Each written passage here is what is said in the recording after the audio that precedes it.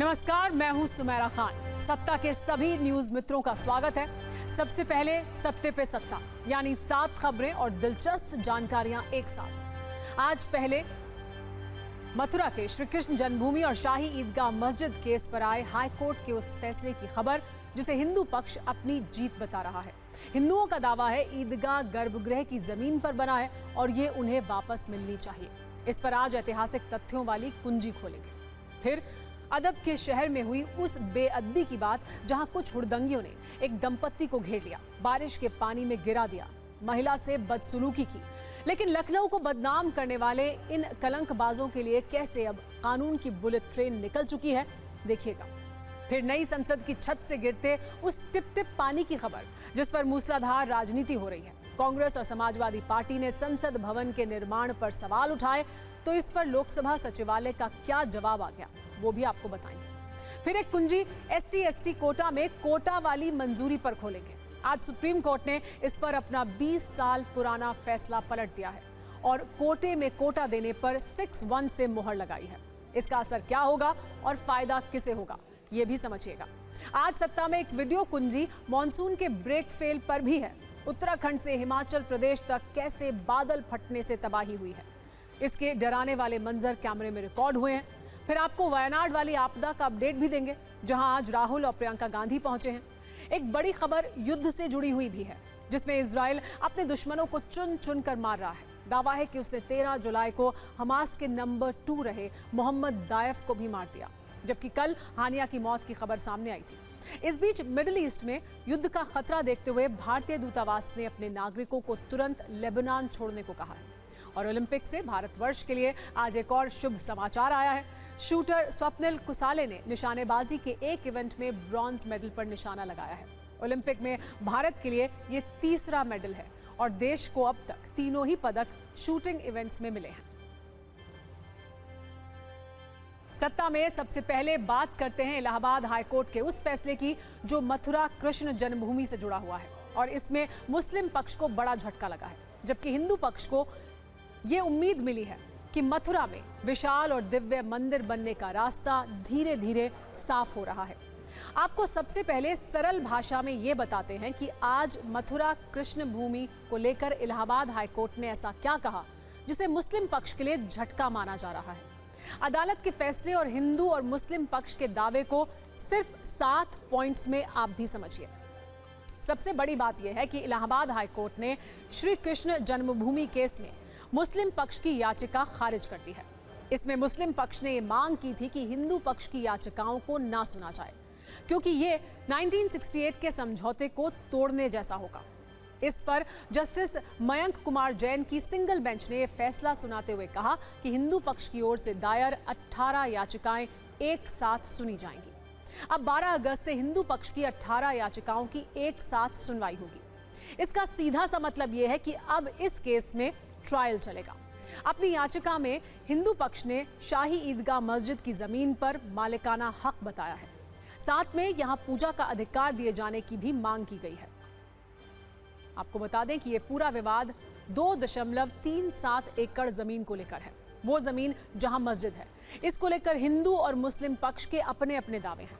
आगे आपको मथुरा मंदिर की वो ऐतिहासिक कुंजी भी दिखाएंगे जिसमें दावा है कि मुगल शासक औरंगजेब ने मंदिर को तोड़कर मस्जिद बनाने का आदेश दिया था। पहले हिंदू और मुस्लिम पक्ष के दावे को भी जान लीजिए। हिंदू पक्ष का कहना है कि औरंगजेब ने 1670 में मंदिर को तोड़वाया था, जबकि मुस्लिम पक्ष का दावा है मंदिर तोड़कर मस्जिद बनाने का सबूत ही नहीं है। हिंदुओं का कहना है मस्जिद के नीचे श्री कृष्ण का जन्म स्थान है, जबकि मुस्लिम पक्ष कह रहा है कि तथ्यों को तोड़ मरोड़ कर पेश किया गया है। हिंदुओं का कहना है कि मस्जिद कमेटी के पास भूमि का रिकॉर्ड नहीं है, जबकि मुस्लिम पक्ष का दावा है कि साल 1968 के समझौते को तोड़ना गलत है। हिंदू पक्ष का कहना है कि हिंदुओं के पवित्र पूजा स्थल पर अवैध कब्जा किया गया है, जबकि मुस्लिम पक्ष प्लेसेस ऑफ वर्शिप एक्ट के पालन की नसीहत दे रहे हैं।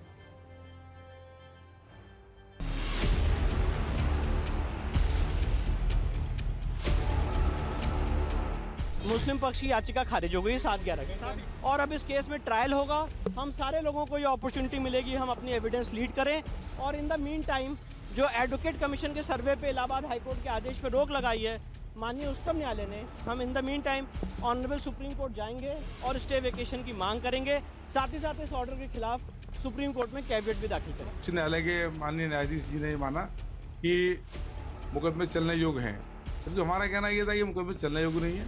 तो इसका पूरे फैसले का अवलोकन करने के पश्चात जो भी इसमें विधिक त्रुटियां होंगी, विधिक खामियां होंगी, उनको लेकर हम सुप्रीम कोर्ट में अपनी बात को रखेंगे, रिट दायर करेंगे।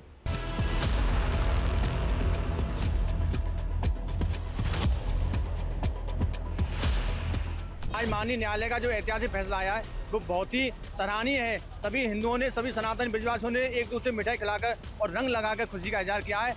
माननीय न्यायालय ने स्वीकार कर लिया है कि ये सभी 18 मुकदमे चलने योग्य हैं।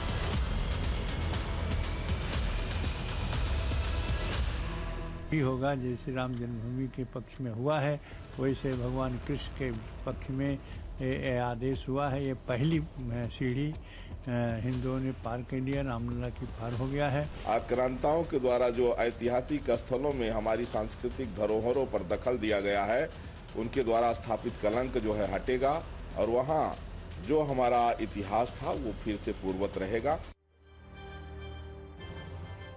दरअसल ये पूरा विवाद मथुरा में 13.37 एकड़ जमीन को लेकर है, जिसमें करीब 11 एकड़ जमीन पर श्री कृष्ण जन्मस्थान मंदिर है, जबकि 2.37 एकड़ जमीन पर शाही ईदगाह मस्जिद है।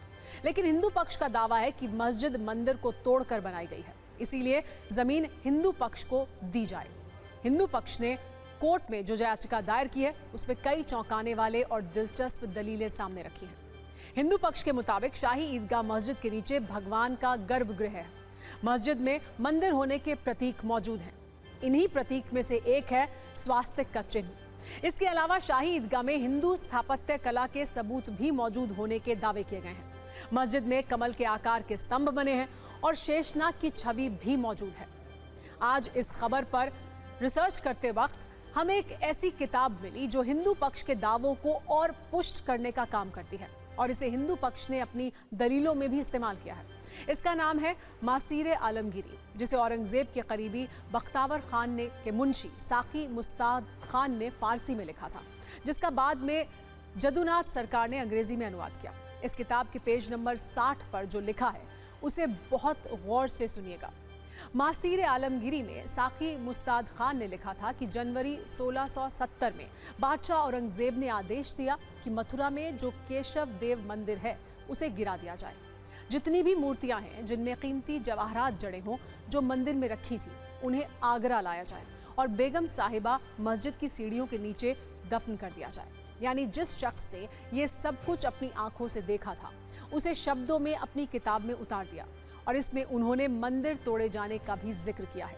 इस किताब में साकी मुस्ताद खान ने यह भी लिखा कि बाद में मथुरा का नाम तब बदलकर इस्लामाबाद रख दिया गया और इसके बाद हुक्म की तामील करने वालों को इनाम भी दिए गए।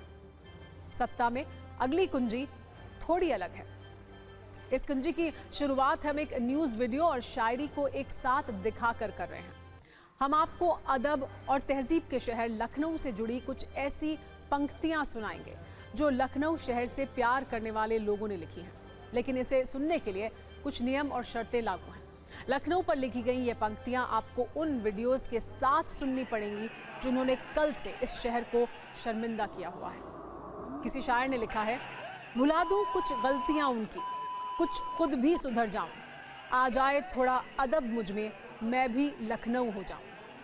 लेकिन जरा इन तस्वीरों को देखिए जहां कुछ हुड़दंगियों ने अपनी मौज मस्ती के लिए इस अदब की धज्जियां उड़ा दी। इसी लखनऊ पर एक और शेर है, क्यों खामखा मोहब्बत बढ़ा रहे हैं उससे, वो लखनऊ से है, हर अदा में तहजीब रखता है। लेकिन बुधवार को इसी लखनऊ में तहजीब नाम के शब्द को इस पानी में डुबोकर मार दिया गया। लखनऊ पर एक और शेर है, हर मंजर एक इबादत हो, ऐसी जगह जाना है, मुझे जन्नत नहीं लखनऊ शहर जाना है। लेकिन आप खुद तय कीजिए, कल गोमती नगर के मरीन ड्राइव कहे जाने वाले इस इलाके में एक महिला के साथ इस भीड़ ने जो कुछ किया वो जन्नत में हो सकता है या किसी जहन्नुम में होता है। लखनऊ वो शहर है जिसकी तहजीब के किस्से पूरे भारत में सुनाए जाते हैं। लखनऊ में रेलवे स्टेशन के बाहर एक बोर्ड भी लगा है जिस पर लिखा है, मुस्कुराइए आप लखनऊ में हैं। लेकिन इस शहर से बुधवार को आई इन तस्वीरों को देखकर आप बिल्कुल भी मुस्कुरा नहीं पाएंगे, बल्कि आपको गुस्सा आएगा। आप सोचेंगे आखिर हम किस समाज में और किन लोगों के बीच जी रहे हैं, जो बारिश में एक बाइक पर जा रहे दंपत्ति को घेर लेते हैं, उसकी बाइक को गिरा देते हैं और फिर महिला के साथ अभद्रता करते हैं। महिला जमीन पर भरे पानी में गिर जाती है और फिर उसे बचाने के लिए उसके साथ मौजूद शख्स को इस अराजक भीड़ के सामने हाथ जोड़ने पड़ते हैं। उन्हें वहां से सुरक्षित जाने दिया जाए, ये कहना पड़ता है। आज ये तस्वीरें और वीडियो लखनऊ और वहां की संस्कृति से प्यार करने वाले लोगों को बहुत चुभ रहे हैं। लखनऊ के अदब पर दाग लगाने वाले ये वो अराजक तत्व हैं जिन्होंने बारिश में मस्ती और बदतमीजी के बीच की मोटी लकीर को भी इस बारिश के पानी में धो दिया। एक महिला से बदसलूकी के अलावा लखनऊ के इन लफंगों ने यहां से गुजरने वाले और भी कई लोगों को परेशान किया। उनकी गाड़ियों के शीशों पर पानी डालने लगे, बाइक सवारों को रोक लिया, लेकिन वीडियो वायरल होने के बाद सरकार और पुलिस एक्शन में आई और अब मुख्यमंत्री योगी आदित्यनाथ ने कह दिया है कि इन अपराधियों के लिए कानून की बुलेट ट्रेन चलेगी और इसकी शुरुआत भी हो गई है। अब तक 4 लोगों को पुलिस ने गिरफ्तार किया है और आप इनके नाम भी सुन लीजिए। पहला मोहम्मद अरबाज, दूसरा पवन यादव, तीसरा आरोपी विराज साहू और चौथे का नाम है सुनील कुमार। सलाखों के पीछे बैठे ये वही लोग हैं जिन्होंने एक महिला के साथ बदतमीजी की हदों को पार करके लखनऊ को बदनाम करने का काम किया। और भी कई आरोपियों की तलाश इस वीडियो फुटेज के आधार पर की जा रही है। हालांकि इन आरोपियों के साथ साथ कई पुलिस वालों पर भी लापरवाही वाला सरकारी हंटर चला है। सरकार ने डीसीपी, एडिशनल डीसीपी और एसीपी को तत्काल प्रभाव से हटा दिया है। साथ ही स्थानीय एसएचओ, चौकी इंचार्ज के साथ साथ चौकी के सभी पुलिस वाले भी निलंबित कर दिए गए हैं। अब हम आपको सबसे पहले लखनऊ के गोमती नगर इलाके में उसी मरीन ड्राइव से एक रिपोर्टर रील दिखाते हैं जहां तहजीब के शहर पर बदतमीजी वाला ये दांव लगा।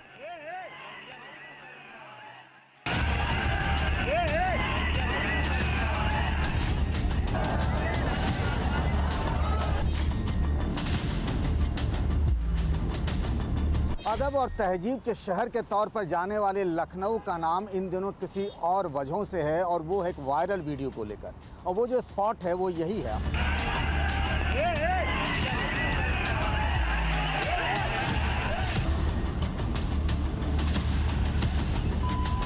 बाइक पर एक पुरुष और एक महिला जब जा रहे हैं तो फिर कई लोग जो पानी में खड़े हैं, हुड़दंगी हैं, वो उनके साथ छेड़खानी कर रहे हैं, उन पर पानी फेंक रहे हैं। बाद में बाइक को गिरा दिया गया, महिला भी गिर गई और ये कहा जा रहा है कि उनके साथ बदतमीजी की गई है। जब बारिश हुई थी ये बिल्कुल लबालब तालाब जैसे हालात हो गए थे और उसी वक्त ये घटना हुई थी जिसमें कुछ गाड़ियां भी जाती हुई दिख रही हैं। कुछ लोग जो हुड़दंगी वहां पर थे वो उन गाड़ियों के गेट खोलने की भी कोशिश कर रहे हैं।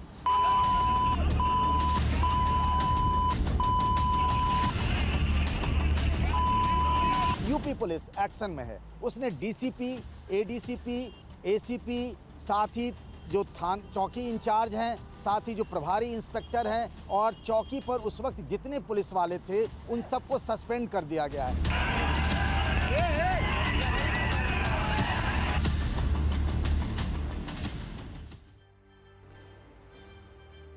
वैसे लखनऊ की बारिश में महिला के साथ हुई बदसलूकी पर मूसलाधार सियासत भी हो रही है। विपक्ष लॉ एंड ऑर्डर पर सवाल उठा रहा है और पूछ रहा है कि सरकार के दावे और जीरो टॉलरेंस वाली पॉलिसी कहां है। सीएम योगी ने जवाब दिया है, चिंता न कीजिए, हुड़दंगियों के लिए बुलेट ट्रेन निकल चुकी है।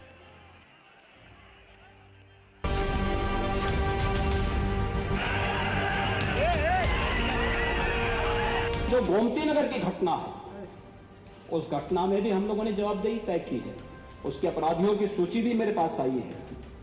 ये अपराधी हैं, पहला अपराधी है पवन यादव, दूसरा अपराधी है मोहम्मद अरबाज। ये सद्भावना वाले लोग हैं, यानी सद्भावना, अब इनके लिए सद्भावना ट्रेन चलाएंगे, इनके लिए बुलेट ट्रेन चलेगी, चिंता मत करो। और उस बुलेट ट्रेन की तैयारी की जा रही है।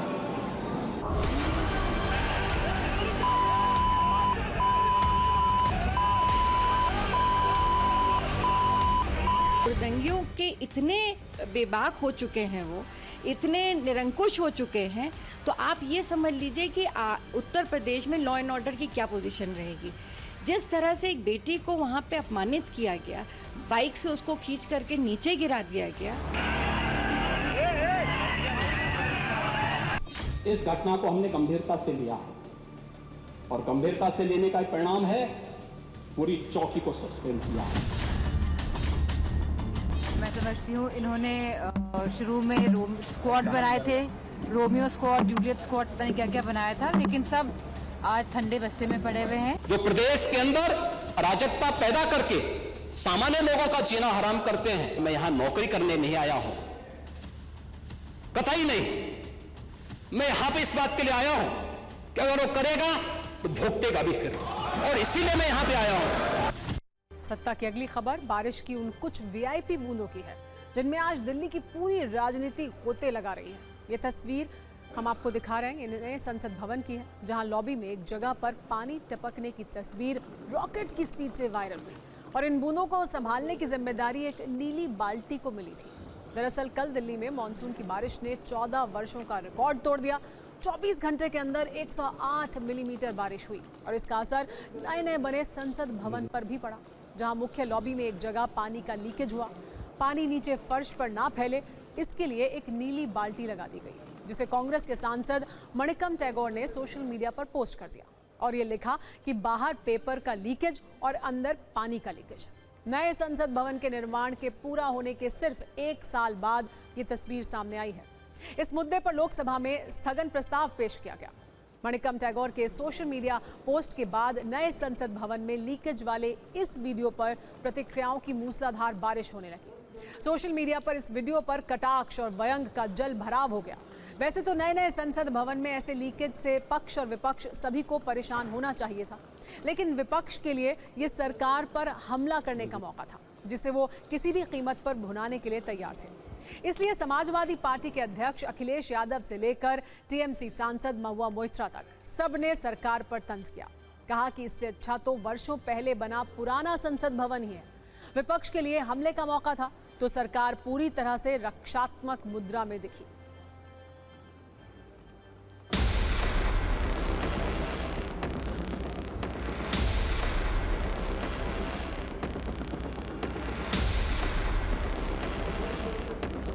नया पार्लियामेंट है, 1 साल हुआ नहीं है अभी भी। 1 साल का अंदर ऐसे पानी गिर रही है पार्लियामेंट का। इसका कहाँ बात करें, किससे बात करें? पार्लियामेंट में बात करने के लिए अलाउ नहीं कर रहे हैं, मंत्री लोग दबाव दे रहे हैं, और कैसे होगा इस देश का? पार्लियामेंट लोकतंत्र का मंदिर बोल रहे थे मोदी जी। लोकतंत्र मंदिर का अंदर पानी आ रही है, राम मंदिर का अंदर पानी आ रही है, क्या करें?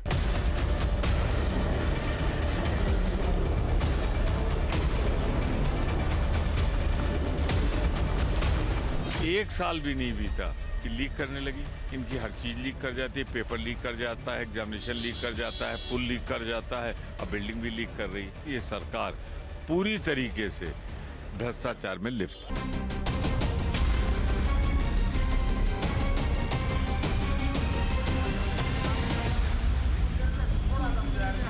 पहले दिन से कह रहे हैं भारत मंडपम को देखिए ना, पेरिस में भी है प्लास्टो एक्सपोजिशन, जहाँ पे ये सब इवेंट्स होते हैं। जितना भी बारिश हो जाए, कहीं देखे कहीं सिविलाइज कंट्री में जो मेन आपका शो पीस है वहाँ से पानी गिरता हो। और ये पार्लियामेंट तो हमने कहा था, ये तो पार्लियामेंट है ही नहीं, ये तो it's an edifice to Narendra Modi ego.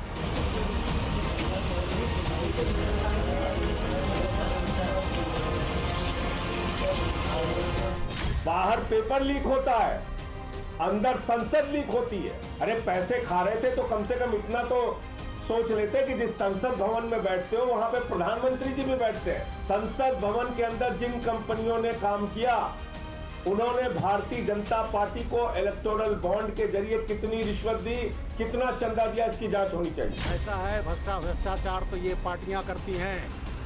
Akhilesh ji के कार्यकाल में भ्रष्टाचार हुआ, ये बात करती हैं। ये ऐसा ऐतिहासिक बिल्डिंग है, बिल्कुल ये सिग्नेचर बिल्डिंग है, और ये जो है जो कह रहे हैं वो बिल्कुल गलत है। इनको तो क्रिटिसाइज करने का एक बहाना चाहिए। वैसे नए संसद भवन में बारिश की बूंदों वाले लीकेज पर सफाई भी आई है। लोकसभा सचिवालय की तरफ से कहा गया है कि ये ग्रीन पार्लियामेंट है। लॉबी समेत भवन के कई हिस्सों में ग्लास डोम लगाए गए हैं ताकि संसद भवन में प्राकृतिक रोशनी आ पाए। बुधवार को भारी बारिश के कारण इमारत की लॉबी के ऊपर ग्लास डोम्स में लगा एडहेसिव थोड़ा हट गया, जिससे लॉबी में पानी का रिसाव हो गया। समस्या का समय पर पता चल गया और तुरंत आवश्यक उपाय किए गए। इसके अलावा पानी का कोई और रिसाव नहीं देखा गया है। इसी तरह मकर द्वार के सामने जमा पानी भी तेजी से ड्रेनेज सिस्टम की मदद से निकल गया।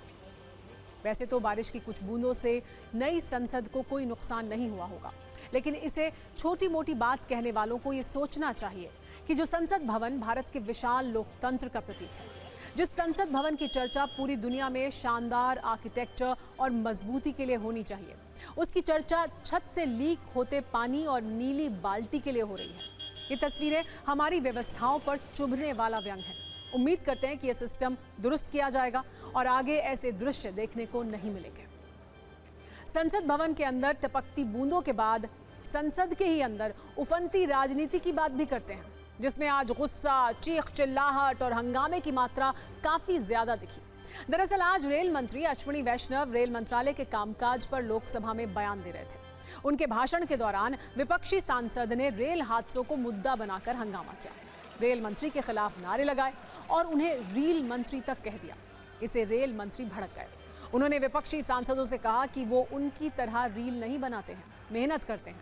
उन्होंने दावा किया कि छोटी घटनाओं को बड़ा बताने का दुष्प्रचार हो रहा है, जबकि अब रेल हादसों में काफी कमी आई है। उन्होंने इस पर आंकड़े भी सामने रखे।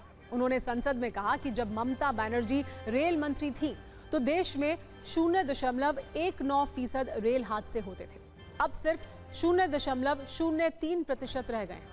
उन्होंने आरोप लगाया कि विपक्ष देश में हर दिन सफर करने वाले 2 करोड़ रेल यात्रियों के दिल में डर पैदा करना चाहता है।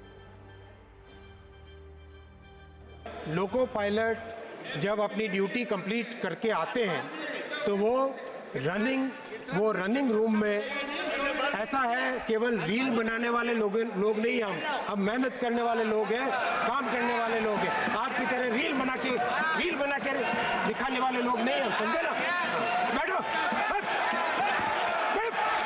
बहुत हो गया था, कुछ भी बोल देता है। माननीय अध्यक्ष हाउस का ऑर्डर मिला, ये क्या तरीका है? कुछ भी बीच में बोल देते हैं। को पूछिए कि वो 58 साल के अपने राज में 1 किलोमीटर पर भी एटीपी क्यों नहीं लगा पाए? 1 किलोमीटर भी एटीपी? आज ये प्रश्न पूछने की हिम्मत करते हैं। अपने कार्यकाल को देखे, अपने गिरबान में जाके, अपने गिरबान में पहले झांक के बताए। इसी हाउस में ममता जी जब रेलवे मिनिस्टर थी, वो अपने एक्सीडेंट के नंबर बताती थी, 0.24 से 0.19 पे होने पर कितनी तालियां बजाते थे। आज 0.19 से 0.03 इंडेक्स होने पर आज इस तरह के आरोप लगाते हैं। क्या है ये बात? संसद के अंदर रेल मंत्री गुस्सा हुए तो बाहर विपक्षी सांसदों ने रेल मंत्री पर हमला किया। विपक्ष की मांग है कि प्रधानमंत्री नरेंद्र मोदी अश्विनी वैष्णव को तुरंत पद से हटाएं।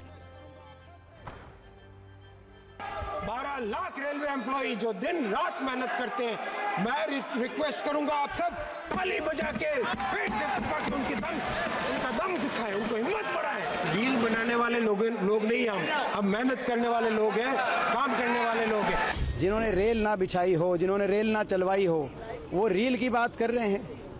ये मंत्री जी का जो आज वक्तव्य था वो अहंकार का प्रतीक था, हम निंदा करते हैं। कभी ये फौज को नीचा दिखाने का काम करते हैं और कभी रेलवे को नीचा दिखाने का काम करते हैं। ये राजनीति नहीं चलेगी अध्यक्ष जी।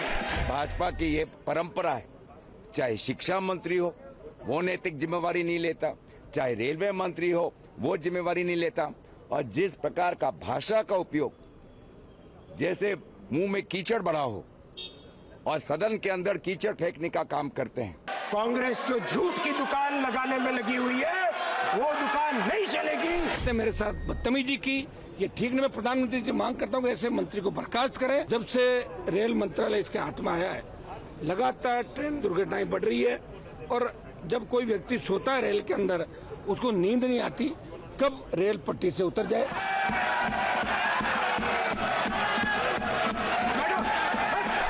इतनी दुर्घटनाएं हुई हैं, इतने लोगों की जान गई है, उसके एवज में इस्तीफा देना चाहिए। अपने कार्यकाल को देखे, अपने गिरबान में जाके,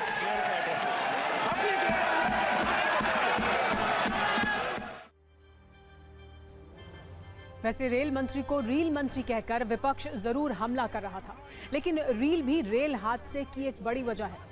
ऐसी ही एक रील सोशल मीडिया पर वायरल हो रही है, जिसमें रील बनाने के लिए एक युवक रेल की पटरियों पर सामान रख रहा है। रील वायरल होने के बाद पुलिस ने युवक को गिरफ्तार कर लिया है। इस युवक का नाम गुलजार है। आरोपी का कहना है कि वो वंदे भारत ट्रेन गुजरने के पहले ही ट्रैक पर इंटरलॉकिंग ईंट, पेट्रोमैक्स सिलेंडर, साइकिल वगैरह रखकर रील बनाता था। वंदे भारत गुजरने के बाद गुलजार इन चीजों के चकनाचूर होने का वीडियो सोशल मीडिया पर वायरल करता था, जिससे उसको बहुत लाइक्स और शेयर मिलते थे। हालांकि इस तरह से रील बनाना बेवकूफ़ी है या सोची समझी साजिश है, इसकी जांच हो रही है। सत्ता में तो देखिए, इस तरह की रील बनाना न सिर्फ जान के लिए खतरा है, लेकिन इसमें एक बड़ी साजिश भी हो सकती है, जिसकी जांच की जा रही है। सत्ता में अब बात करते हैं उस वायनाड की, जहां पिछले 3 दिनों से हर तरफ विनाश ही विनाश है। भूस्खलन की वजह से मरने वालों की संख्या लगातार बढ़ती जा रही है। अब तक 250 से ज्यादा लोगों की जान जा चुकी है। बड़ी संख्या में लोग लापता हैं। लोकसभा में नेता प्रतिपक्ष और कांग्रेस नेता राहुल गांधी आज वायनाड पहुंचे। राहुल गांधी के साथ उनकी बहन प्रियंका गांधी भी मौजूद थी। राहुल गांधी और प्रियंका गांधी भूस्खलन प्रभावित इलाकों में बनाए गए राहत शिविरों में पहुंचे। वहां पीड़ित परिवारों से मुलाकात की। वायनाड हादसे के पीड़ितों से मिलने के बाद राहुल गांधी ने कहा कि ये मेरे लिए पिता को खोने जैसा दुख है। सिर्फ 120 सेकंड में वायनाड के हालात का वीडियो अपडेट आप भी देखिए।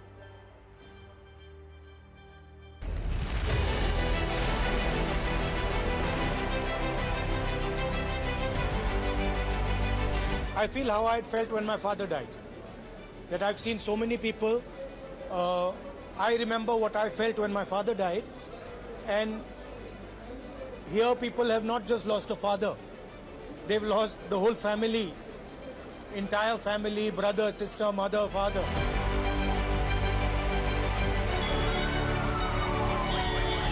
I'm not interested in politics right now. I'm interested in the people of Wayanad. I'm interested in them getting the best possible care, best possible protection, and being looked after for the future.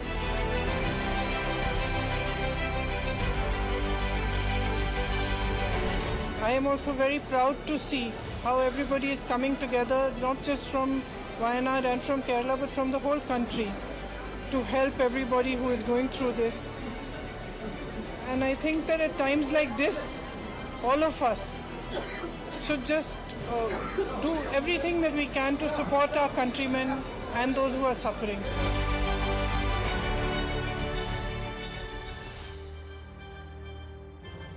अब आपके मन में वायनाड की भौगोलिक स्थिति को लेकर सवाल उठ रहे होंगे कि ऐसा क्या है जिस वजह से वायनाड में अचानक स्थिति इतनी खतरनाक हो जाती है। आपको बता दें, वायनाड केरल के नॉर्थ ईस्ट में है। ये केरल का एकमात्र पठारी इलाका है। जियोलॉजिकल सर्वे ऑफ इंडिया की 2021 की रिपोर्ट के मुताबिक केरल का 43% इलाका लैंडस्लाइड का खतरा इस पर बना हुआ है। वायनाड की 51% जमीन पहाड़ी ढलान वाली जमीन है। मतलब ऐसी जगहों पर लैंडस्लाइड की आशंका बहुत ज्यादा बनी रहती है। वायनाड का पठार वेस्टर्न घाट से 700 से 2100 मीटर की ऊंचाई पर है। सत्ता में अब बात राजनीति की। उस सबसे उपजाऊ जमीन की बात करते हैं जिस पर नेताओं के वोटों वाली फसल की गारंटी होती है। उस फसल का नाम है आरक्षण। लेकिन आज आरक्षण की चर्चा राजनीतिक नहीं बल्कि कानूनी है और इससे भी बढ़कर संवैधानिक है। सुप्रीम कोर्ट की 7 जजों की संविधान पीठ ने आज कोटे के अंदर कोटा को मंजूरी दे दी। 7 जजों में से 6 जजों ने कोटे के अंदर कोटा सही बताया, जबकि जस्टिस बेला त्रिवेदी इसके पक्ष में नहीं थी। अब राज्य सरकारें आरक्षण में पहले से तय कोटे के अंदर और एक कोटा यानी एक और अलग आरक्षण व्यवस्था लागू कर पाएंगी। आसान भाषा में समझें तो अनुसूचित जाति और अनुसूचित जनजाति के अंदर अलग अलग समूहों को आरक्षण दिया जा सकता है। ऐसा इसलिए किया जा सकता है ताकि उन समूहों को फायदा मिले जो सामाजिक या आर्थिक रूप से कमजोर हैं। इसे ही कोटे के अंदर कोटा लगाना कहा जाता है, जिसकी मंजूरी सुप्रीम कोर्ट ने अपने फैसले के जरिए दी है। सुप्रीम कोर्ट ने अपना फैसला सुनाते समय 2004 के ईवी चिन्नैया बनाम आंध्र प्रदेश मामले का जिक्र किया। 2004 में ईवी चिन्नैया केस में कोटे के अंदर कोटा वाली याचिका थी, जिसे सुप्रीम कोर्ट की 3 जजों की बेंच ने खारिज कर दिया था। इसके बाद 2006 में पंजाब सरकार ने अनुसूचित जाति कोटा में वाल्मीकि और मजहबी सिख यानी सिख धर्म का पालन करने वाले दलितों के लिए सब कैटेगरी बनाकर 50% आरक्षण देने का ऐलान किया। पंजाब हरियाणा हाईकोर्ट ने पंजाब सरकार के फैसले को ईवी चिनैया केस के फैसले के आधार पर रद्द कर दिया। पंजाब सरकार हाईकोर्ट के फैसले के खिलाफ सुप्रीम कोर्ट पहुंची। 5 जजों की बेंच ने इस पर सुनवाई की और इस पूरे मामले को 7 जजों की बेंच के पास भेज दिया, जिस पर लंबी सुनवाई के बाद आज 7 जजों की बेंच का फैसला आया। अपने ही पुराने फैसले को पलटते हुए सुप्रीम कोर्ट ने कोटा के अंदर कोटा सही ठहराया है। हालांकि इस फैसले को कोर्ट बहुत कुछ नया कहा गया और राइडर्स भी लगाए गए हैं। कोटे के अंदर कोटा को मंजूरी देते हुए सुप्रीम कोर्ट ने कहा कि राज्य सरकारें कोटा के अंदर कोटा यानी सब कैटेगरी के लिए कानून बना सकती है। सब कैटेगरी में 100% आरक्षण नहीं दिया जा सकता, यानी एक ही जाति विशेष को पूरा आरक्षण नहीं दिया जा सकता। कोर्ट ने यह भी कहा कि सब कैटेगरी बनाने के लिए सरकार के पास जातियों का डेटा होना चाहिए और डेटा का आधार जमीनी सर्वे होना चाहिए। इसी आधार पर कोटे वाली जाति का निर्धारण किया जाना चाहिए। कोर्ट ने यह भी साफ किया कि राज्य सरकार द्वारा बनाई गई सब कैटेगरी न्यायिक समीक्षा से ऊपर नहीं होगी, यानी राज्य सरकार की सब कैटेगरी को कोर्ट में चुनौती दी जा सकती है। हालांकि 7 जजों की बेंच में से 4 जजों ने अपना विचार देते हुए कहा कि जिस तरह से ओबीसी में क्रीमी लेयर है, उसी तरह से अनुसूचित जाति और जनजाति में भी क्रीमी लेयर की पहचान के लिए नीति बनाई जानी चाहिए। अब समझिए कि इस फैसले से क्या बदलेगा। दरअसल कई राज्यों में आरक्षण का फायदा अनुसूचित जाति और जनजाति के अंदर मौजूद सबसे मजबूत जाति के लोग उठा ले जाते हैं। इस स्थिति से निपटने के लिए कई राज्य अलग अलग समय पर कोटा के अंदर कोटा देने की कोशिश कर चुके हैं, लेकिन सुप्रीम कोर्ट के फैसले के कारण ऐसा संभव नहीं हो पा रहा था, जो अब संभव हो पाएगा। वर्ष 2007 में बिहार सरकार ने राज्य में अनुसूचित जाति के अंदर पिछड़ी जातियों की पहचान के लिए महादलित आयोग का गठन किया था। वर्ष 2006 में पंजाब में सरकार ने अनुसूचित जाति कोटा में वाल्मीकि और मजहबी सिखों को 50% सब कोटा देने का कानून पास किया था। इससे पहले वर्ष 2000 में आंध्र प्रदेश सरकार ने 57 अनुसूचित जनजातियों को मिलाकर सब कैटेगरी बनाई थी, जिसके लिए 15% कोटा निर्धारित किया गया था। तो सत्ता में आज का टाइम खत्म हो गया। सभी न्यूज मित्रों से हमारी न्यूज रिक्वेस्ट है कि वो सत्ता की न्यूज रील्स को ज्यादा से ज्यादा शेयर करें और मुझे इजाजत दें।